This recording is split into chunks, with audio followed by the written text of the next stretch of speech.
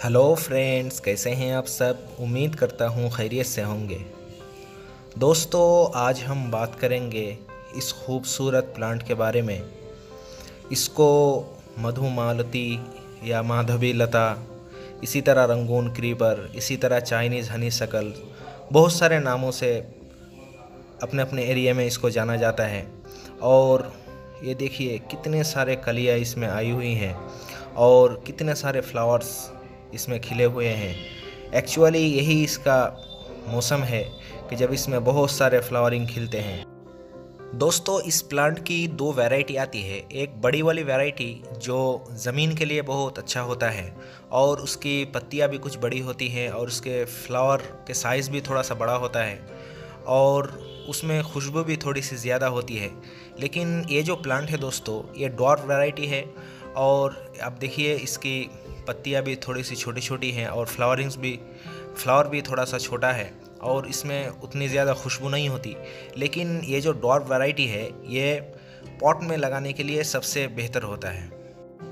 Friends, इसके flowers की खुसूसियत ये है कि ये फ्लावर्स जो है अपना रंग बदलता रहता है।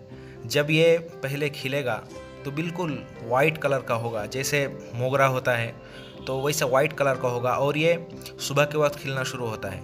और जब जैसे जैसे दिन बढ़ता रहेगा ये थोड़ा सा जो है पिंक कलर में आ जाएगा और इसी तरह होते होते रात होते होते ये बिल्कुल डार्क रेड कलर का हो जाएगा। और इसी तरह अगले दिन जब आप देखेंगे तो ये बिल्कुल डार्क मरून कलर जैसा हो जाएगा। तो ये इसकी खुसूसियत है कि बिना ग्राफ्टिंग के इस प्लांट के कई सारे जो है कलर्स बदलते रहते हैं और इसी वजह से इसको देखने में बहुत ही खूबसूरत लगता है।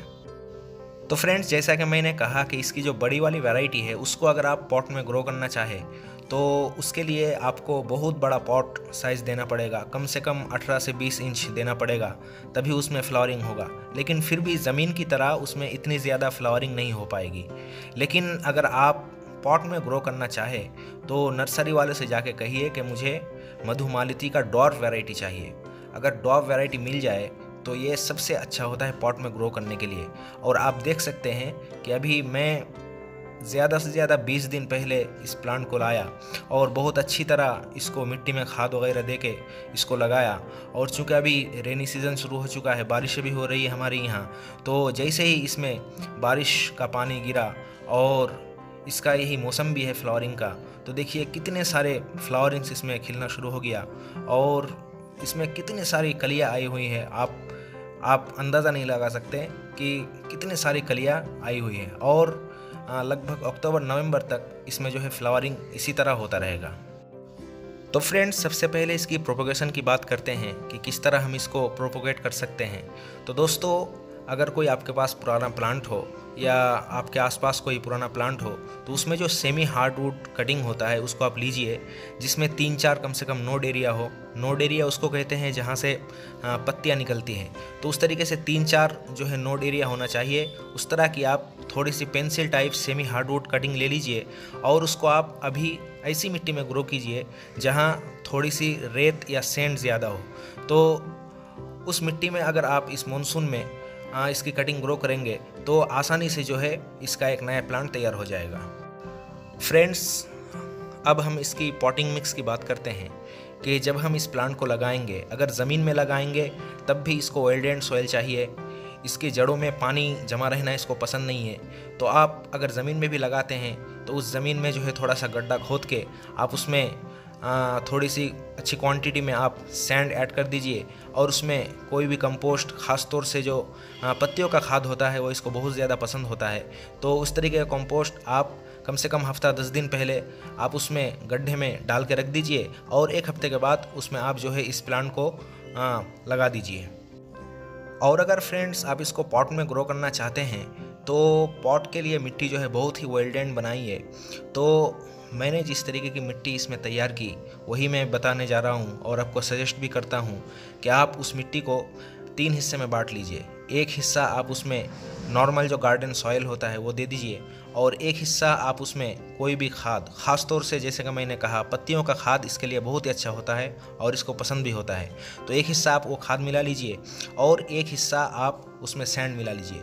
और अगर आपके वहाँ की मिट्टी बहुत ज़्यादा चिकनी हो तो आप उसमें सैंड की क्वांटिटी थोड़ी सी बढ़ा सकती है, क्योंकि ये जो है वाइल्ड सॉइल पसंद करता है और इसकी जड़ों में पानी रुके रहे ये बिल्कुल पसंद नहीं करता।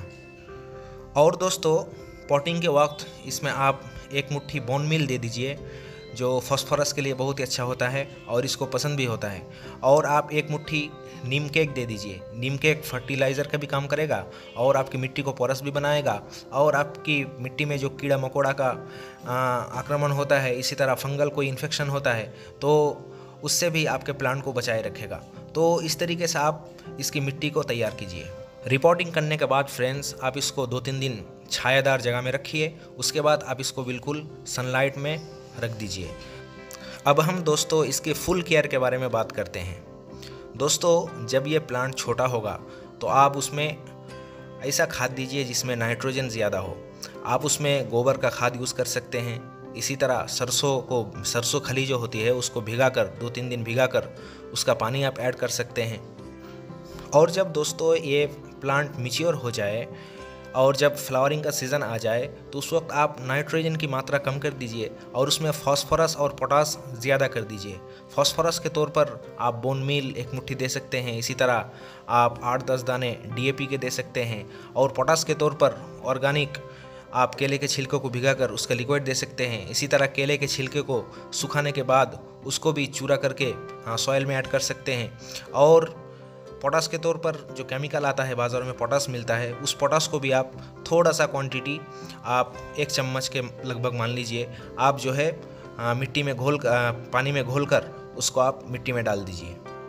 और जब विंटर ख़त्म हो जाए, यानी जब फरवरी का महीना आ जाए, तो जनवरी के आखिरी वीक में या फरवरी के पहली वीक में आप इसको अच्छी तरह इसकी मिट्टी को साइड से थोड़ा सा खोद कर, यानी 2-2.5 इंची मिट्टी को जो है आप निकाल लीजिए। और उसको निकालने के बाद जो है कोई भी खाद हो, और सबसे बढ़िया जैसे मैंने कहा कि पत्ती का खाद होता है, पत्ती का खाद और उसके साथ 1 मुट्ठी बोन मील और उसके साथ 2-4 दाना जो है DAP भी आप ऐड कर सकते हैं। लेकिन अगर जब आप बोन मील देंगे तो उसकी ज़रूरत नहीं पड़ेगी। इसी तरह 1 मुट्ठी नीम खली यानी नीम केक भी आप उसमें अच्छी तरह ऐड कर दीजिए और उसके बाद आप इसमें वाटरिंग कर दीजिए।